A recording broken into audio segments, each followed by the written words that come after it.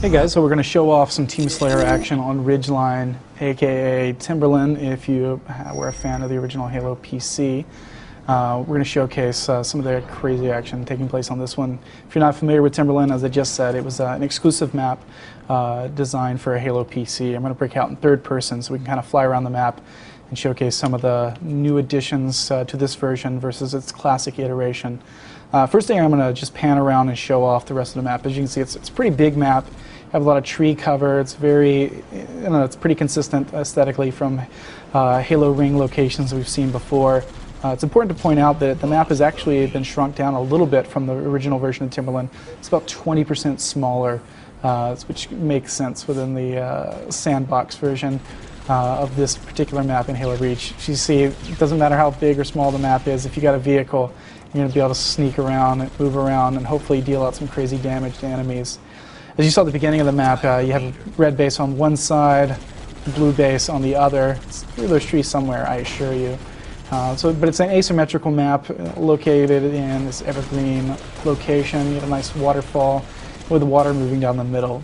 So there's lots of hills, lots of opportunity for cover, so good cross-map combat opportunities. As you see, blue team just gets sniped from across, but if you find yourself out in the open at any point, you're only a quick sprint away from hopping behind some cover, whether it's a tree or rock or hill. So you can see vehicles don't last too long if you're driving around too much, especially if someone's grabbed one of the power weapons. Rocket launcher does spawn on this map, and Spartan laser as well, which I believe one of those gentlemen may have just picked up.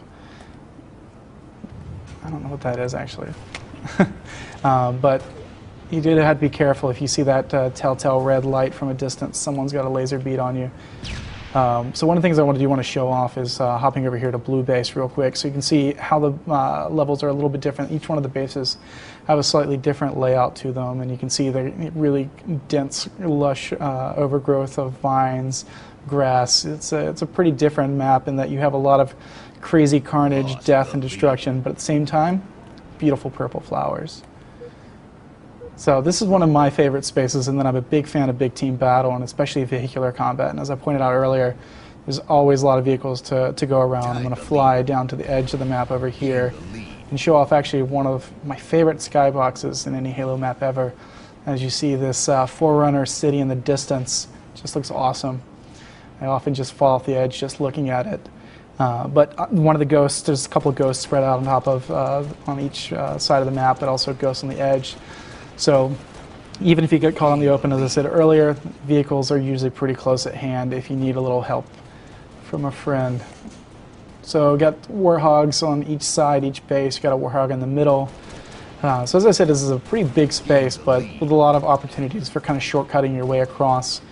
And there's always a lot of action. You can sneak up here, hopefully pick off some guys from a distance. So got a lot of on-foot action here, got some jetpack. Might want to grab the warhog next time, you might be more successful. But you have some multi-layer areas over here. I'm going to fly over to this waterfall and kind of show off this space.